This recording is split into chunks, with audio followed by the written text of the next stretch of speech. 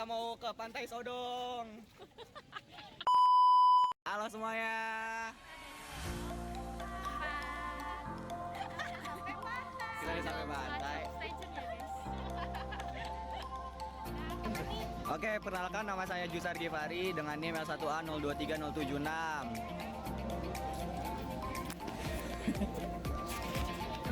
Perkenalkan, nama saya Fadil Ali Wirawan, NIM L1A 022101. Halo, perkenalkan nama saya Kenza Sela Darmawan dengan NIM L1A 023015.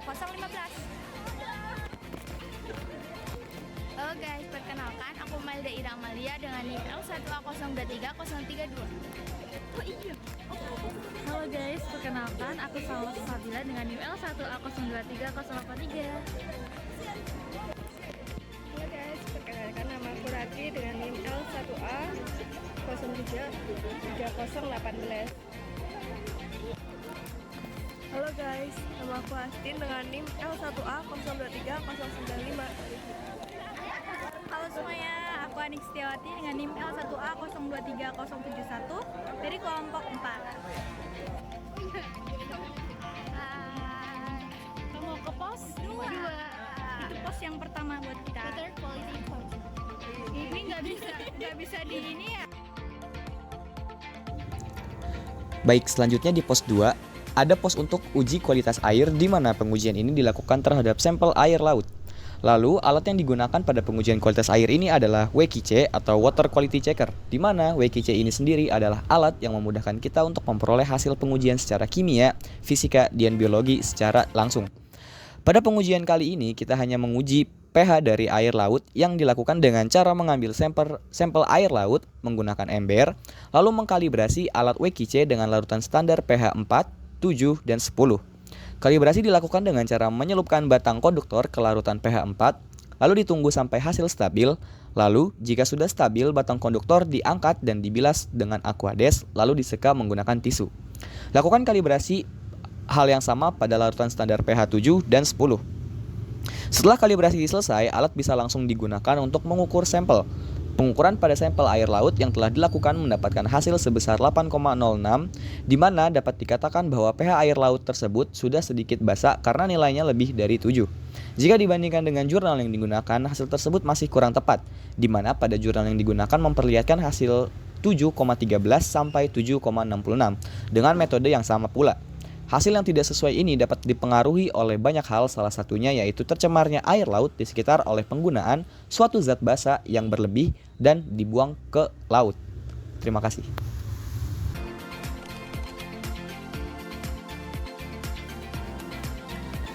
Menurut Jurnal Rancang Bangun Sistem Monitoring Deteksi Dini Kebakaran dengan fitur GPS berbasis website tahun 2018, Global Positioning System atau GPS dapat digunakan untuk menginformasikan penggunaannya dimanapun dia berada di permukaan bumi yang berbasis satelit.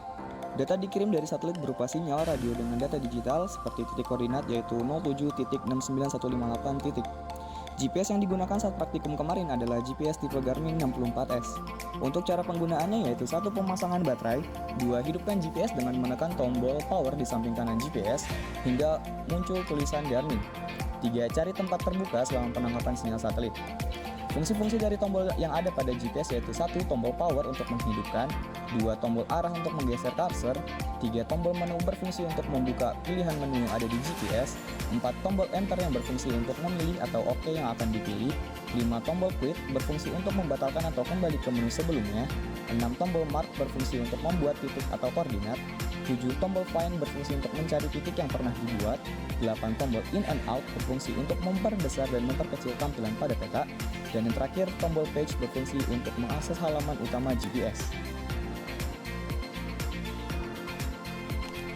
Pos keempat adalah salinitas. Salinitas merupakan berat gram dalam per kilogram air laut atau kadar garam yang terlarut dalam air. Alat dan bahan yang digunakan pada praktikum ini ada 4. 1. Refraktometer, 2. Pipet tetes, 3. Air media atau air laut, 4. Tisu. Cara menggunakan refraktometer yaitu: pertama, langkah awal adalah kalibrasi terlebih dahulu atau menetralkan menggunakan aquades ke alat refraktometer. Lalu ditap-tap menggunakan tisu hingga warna refraktometer biru semua. Selanjutnya, ambil beberapa mili sampel air laut menggunakan wadah. Setelah itu, ambil sedikit sampel air laut menggunakan pipet tetes dan dimasukkan ke dalam refraktometer. Lalu, arahkan refraktometer ke sinar cahaya matahari hingga terlihat angka kadar salinitas di Laut Sodong. Hasil dari praktikum salinitas ini adalah 29 gram kadar garam yang terdapat di dalam air Laut Sodong. Menurut hasil kajian Prastuti OP 2017, yaitu bahwa semua sampel diperoleh kadar garam di atas angka 3,5% dan kadar garam dari sampel yang dianalisa adalah 29 gram dan nilai ini lebih rendah dari kadar garam laut di dunia umumnya, yakni 3,5%. Jadi hasilnya adalah beda. Kecerahan perairan dipengaruhi oleh kekeruhan dan zat yang terkandung di dalamnya. Penetrasi cahaya yang masuk dipengaruhi oleh beberapa faktor, yaitu kurangnya intensitas cahaya matahari dan kekeruhan air. Kekeruhan air membuat cahaya yang masuk menjadi terganggu. Hal tersebut biasanya disebabkan oleh bahan-bahan halus yang melayang-layang di dalam air, baik berupa organik seperti plankton, jasad renik, detritus, lumpur, dan pasir. Kemudian, dalam pos ini terdapat alat dan bahan seperti sesidik, tongkat atau tali nilon atau tali berskala. Kemudian juga ada alat tulis. Nah, cara kerja dalam pos ini yaitu menghadaplah ke arah sumber cahaya matahari, masukkan seci disk ke dalam air sampai warna hitam dan putih tidak terlihat. Catat panjang tali yang masuk sampai batas keping seci atau A cm. Angkat sedikit sampai warnanya terlihat jelas, kemudian catat panjang tali yang masuk sampai batas. Nah, kemudian untuk perhitungan kecerahannya yaitu ada 0,5 dikali A plus B. Kemudian hasil kecerahan dari pengamatan yang telah kita lakukan yaitu 40 ditambah 30 dibagi 2, yaitu hasilnya 35. Sedangkan pada referensi yang kami temui yaitu kecerahan pada kisaran antara 3 meter sampai dengan 5 meter di sebelah selatan, sedangkan di sebelah timur yaitu 0,5 sampai 2,5 meter. Referensi tersebut kami dapatkan dari jurnal yang berjudul Kualitas Perairan di Daerah Pesisir Pulau Ujung Perling, Kota Langsa, Aceh, tahun 2021. Pasang surut merupakan salah satu gejala laut yang memiliki pengaruh besar terhadap kehidupan biota laut. Keadaan permukaan air laut yang perlahan-lahan naik hingga mencapai ketinggian maksimum ini dinamakan pasang tinggi atau high water. Kemudian terjadi penurunan hingga menyentuh ketinggian yang minimum yang disebut dengan pasang rendah atau low water. Perbedaan antara pasang tinggi dan rendah tersebut dikenal sebagai tinggi pasang atau tidal range. Tipe dari pasang surut itu sendiri ada dua, yaitu tipe diurnal dan semi-diurnal. Tipe pasang surut di Pantai Sodong Cilacap memiliki tipe pasang surut diurnal, di mana terjadi panjang gelombang yang relatif sama yang diamati per 2 jam. Hal ini jika dibandingkan dengan referensi dari jurnal tentang evaluasi terhadap kondisi dermaga sedikit kurang relevan. Menurut data, pasang surut dari hasil pengamatan langsung di lapangan dengan menggunakan metode perhitungan yaitu perataan kuadrat terkecil atau least square menunjukkan jika tipe pasang surut perairan Cilacap memiliki tipe campuran dominan semi-diurnal atau mixed semi-diurnal tide, di mana dalam satu hari terjadi 2 kali pasang dan surut dengan tinggi dan periode yang berbeda. Hasil memperoleh pasut sebesar 60 cm, sedangkan hasil dosen memperoleh pasut 0,015. Sekarang kita ada di pos 1 yaitu pos pH air. Di sini kita akan mengukur derajat keasaman atau pH dari sampel air yang ada di Pantai Sodong. Untuk alat dan bahan yang digunakan, di sini kita menggunakan kertas lakmus sebagai indikator untuk menentukan ukuran derajat keasaman dengan sampel uji air dari Pantai Sodong. Cara kerjanya sendiri yaitu salah satu perwakilan kelompok atau praktikan mengambil sampel air dari Pantai Sodong menggunakan ember. Lalu praktikan mengambil kertas lakmus yang sudah disediakan oleh asisten praktikum yang kemudian kertas lakmus tersebut dicelupkan ke dalam sampel uji.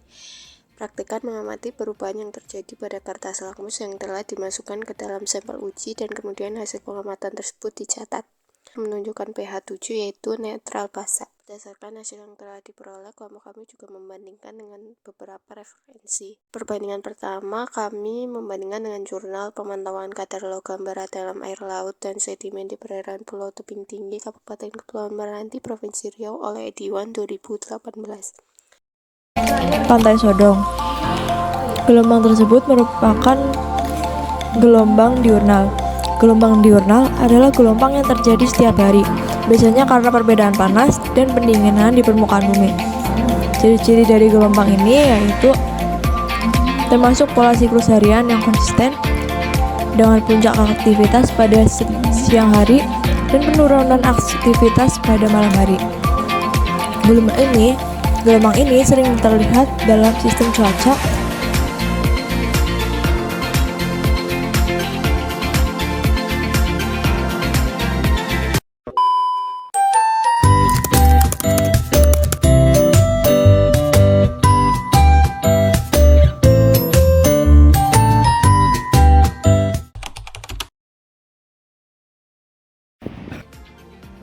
Ke pos berapa? Satu.